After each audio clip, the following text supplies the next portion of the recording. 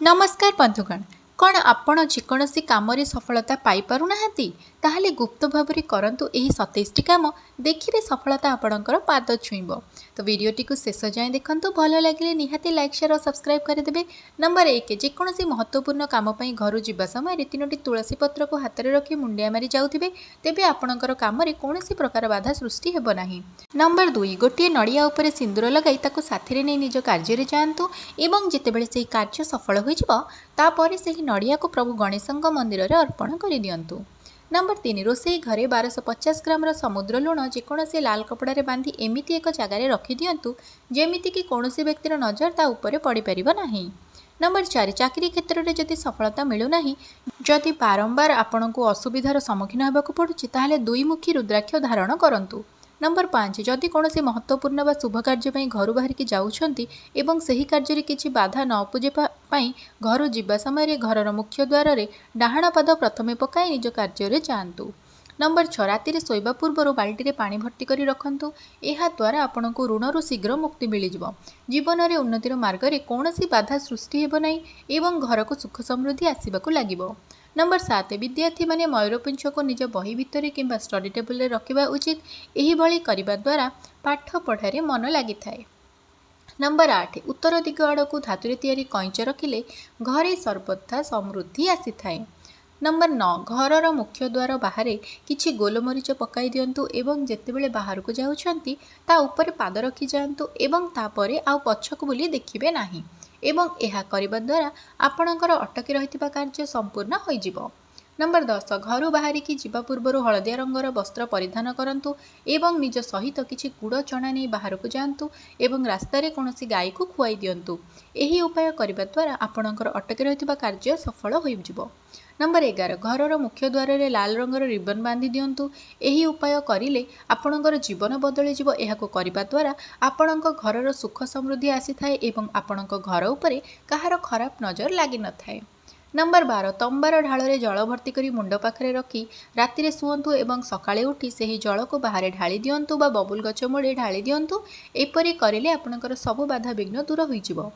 Number 13, आपणक परिश्रम अर्जन करिथिबा धन घर को आनिला परे से धन आपणक पाखरे रहू नाही एवं रोजगार ठारू अधिक धन खर्च हो जाउछि ताहाले सेतिपई आपणक ध्यान देबा उचित कि घरर कौनसी नळरू पानी अजथारे खर्च हेउछि ताहाले तुरंत ठीक करि नियंतु, नचेत केबे भी आपणक पाखरे धन रहिबो नाही। नंबर 14, जदि आपणक व्यवसाय रे वृद्धि हेउ नाही ताहाले शुक्लपक्ष शुक्रवार दिन कार्यस्थल दुकान व्यवसाय आदि स्थान थिबा मुख्य द्वार रे दुई पटरे गहम किंबा अट्टा को रखी दिंतु, किंतु ध्यान रखिबे कि एमिति करिबा द्वारा केही जेपरि आपणको न देखंती। नंबर 15, जदि आपणकर टंका पैसा केउ जगह अटकी जाइछि तेबे ताकु पाइबा पई नड़िया रे चीनी भरी ताकु ओस्त गछ मूले पोती दिंतु। नंबर 16, शंख पुष्पी चेर को रूपार डबारे बा आलमेरे रे रखी दिंतु। जेउठी आपण धन रखिचंती देखिबे केबे हेले आपणक धनर अभाव हेबो नाही। नंबर 17, कैरियर दिगरे भल संकेत मिलूना किंबा चाकरी क्षेत्र में सफलता पाइपारु नाहंती ताहले शुक्रवार दिन एक भल ताला किणी नियंतु एवं किणिबा समय ध्यान देबे कि ताला को चेक करिवे नाही जेमिति भल अछि कि खराब अछि। शुक्रवार राति से ही ताला को शोइबा घरे रखी दियंतु एवं ता परे शनिवार दिन ताकु नहीं कौनसी एक धार्मिक स्थान रे रखी दियंतु। जेतेबेले केही से ताला को खोलिदेब तेबे आपणकर भाग्यर भी ताला खोलिजिब। नंबर 18, प्रत्येक शनिवार संध्याकाल समय ओस्त गछ मूल 7टी सोरिष तेलर दीप जालंतु एवं यापर 7 थर ओस्त गछर परिक्रमा करंतु। यही कार्य को लगातार करने द्वारा आपंक सबु कार्य सफलता मिल। नंबर 19, पूर्णिमा दिन सकाल सकाल सूर्योदय होगा पूर्व लक्ष्मी माता बास ओस्त गछरे होइथाए। एही समय ओस्त गछर पूजा करने द्वारा अचानक धन प्राप्ति होइथाए। नंबर 20, घरे कौन भी चेयर स्थायी भाव में खाली रहिबा शुभ होई न थाए। मान्यता अछि कि यह द्वारा नकारात्मक शक्ति आपणक घरर दुर्भाग्य को डाकी आनी थाए। ताहाले जदि चेयर व्यवहार करूनाहांती तेबे ताकु घरे रखंतु नाही।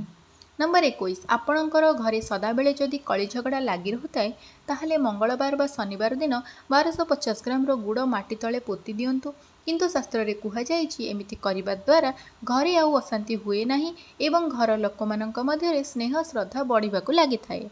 नंबर 22, घरे पैसार अभाव को दूर करने पई एही उपाय को कले आपणको बहुत भल फल मिलिबो। अल्प किछि गुड़ और गोटे कॉइन को लाल कपड़ा रे बांधी माँ लक्ष्मीकर पाद तले रखी दिंतु। तापरे ସେହି पुड़ियाକୁ धूप दीप देई पूजा कर सारिबा परे आपण निजर धन रखुवा स्थान में रखी दियंतु। जदि एभली करूछंती तेबे बहुत शीघ्र आपणकर धनर समस्या दूर हो जिवो। नंबर 23 कौनसी महत्वपूर्ण कार्य करने पूर्व किंबा शुभ कार्य आरंभ करने पूर्व अल्प चीनी किंबा गुड़ खाई बाहर को जातु। नंबर 24 घरे केबे भी बुढ़ियाणी जाल लगे दिंतु नहीं, नचेत आपणकर भाग्य एवं कर्म क्षेत्र में भी सही भली जाल पड़ा लगी थाए, आपण बहुत किसी असुविधार सम्मुखीन हो पारती। नंबर 25 राति शोवा पूर्व 5टी कागज बादाम को मुंड पाखे रखी शुअतु एवं सकाळ हेबा मात्रे ताको कौनसी देव मंदिर में दान कर दियंतु। नंबर 26 घरे केबे भी झाड़ू छिड़ा करी रखंतु नाही एवं सेथिरे पाद लगांतु नाही।